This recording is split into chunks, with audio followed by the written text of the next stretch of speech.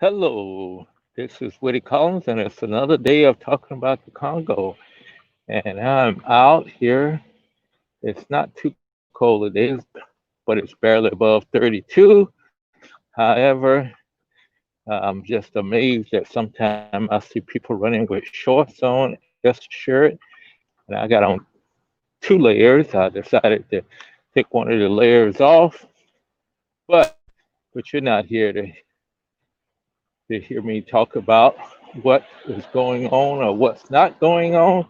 You're here to hear me talk about medical tourism, a term, medical tourism.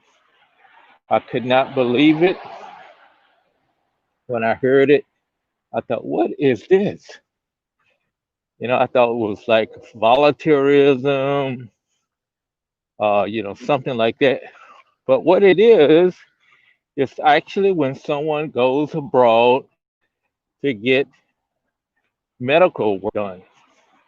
So they leave their home country and go someplace else to have a procedure, to go in the hospital, or that they're sick. And I thought to myself, you know, in the Congo, they've been doing that for quite a while. We even have in the Congo a situation where people will actually go outside, will go from the village into the city because there's better hospital stuff there. They also go to Kinshasa, and then the people in Kinshasa, they go outside of the country. And I was reading that Tanzania and oh, my everything don't want to work right tonight. Come on, get back over here. Tanzania and South Africa are the most places where people from the Congo go to get medical treatment. So I thought, okay, that's something else. But as I was saying, people actually leave outside of their village and go to Kinshasa. We once had a Mama Rose. Mama Rose, she wanted to go to Kinshasa, and then she actually wanted to go to South Africa. And we thought, gee, now that's out of the neighborhood. So we finally agreed that we would let her go to Kinshasa if the doctor approved of it that she needed some type of treatment in Kinshasa. So, needless to say, we talked to the doctor, and he said, "No, she don't need to go." She was a little bit of, thinking that something was wrong with her, but she can get treatment there at the hospital and so forth and so on. Well, anyway, we didn't pay for it, and Mama Rose lived to uh, quite a few years after that. I think I saw about 15 years after that, she was still kicking. But in the Congo, it's necessary for them to go outside of their country to actually see a doctor because they don't have a lot of high class medical facilities there. Where here in the United States, we also have people who go outside of the country, but they're usually going for cheaper uh, treatment. I had a friend that he actually went to Mexico and had a gastric bypass. And so uh, that was surprising to me that he was going there. But there's people that go different places. So it's uh, it's interesting that they have it, but also that they actually call it medical tourism.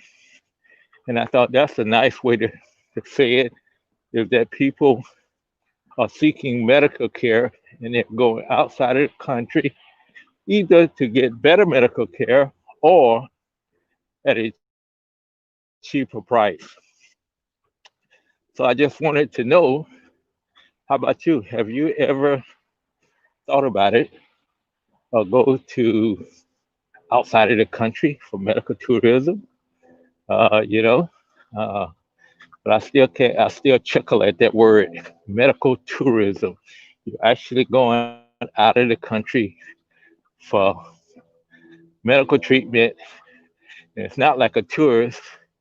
You know, you're sick. You're gonna go there, go to the hospital, and and so it's not like, oh yeah, I'm going there to chill out on the beach, or do some things, or go mountain, uh, or whatever the case may be. Now I know in Germany, which are very big for coolers, which is treatment where they actually say you go off to a resort area and you go off there for about a month and you actually go in a treatment program, no matter what it's for, whether if you got overweight, high blood pressure, or you just need to be analyzed or something like that. They actually take you off to those places so that you can, you know, feel better and you come back all refreshed and that was part of the plan. But it wasn't tourism. It was kind of sort of like tourism. People would think about it, but you know, I just still amazed at the word medical tourism. So that's what I had to say today after I read that article, and it was actually called medical tourism because initially I thought there was people who, like doctors and nurses, they wanted to go somewhere and they were going to go to, say, the Congo to actually serve the poor and actually work in a hospital or a nursing facility for a vacation. I did not realize that it was talking about people who actually leave their country to get to seek treatment versus to give treatment. So that's what I just had to say. Get it off my mind. Think about it. But just like to know if if you heard the term before, medical tourism. We put labels on things that we make it sound so glamorous, and when it's in some cases a case of life and death, because if you can't afford medical treatment and you have to go someplace else to get it at a cheaper rate, that's one thing. Or if medical treatment is not even available, you have to go somewhere. That's a life and death situation. But it's definitely, I don't know what to call it, but I wouldn't call it medical tourism. So thank you for all for checking in, listening to me kind of rant a on a subject that I found interesting.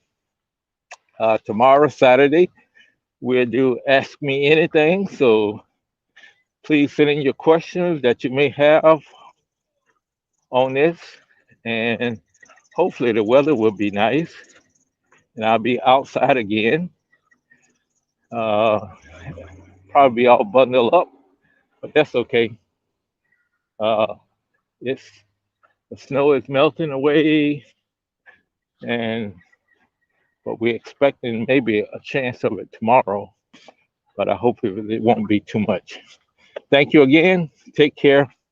Be blessed, and please let's get this COVID pandemic under control by washing your hands, socially distance yourself, and wearing your mask. We will talk with you later. Take care. Be blessed.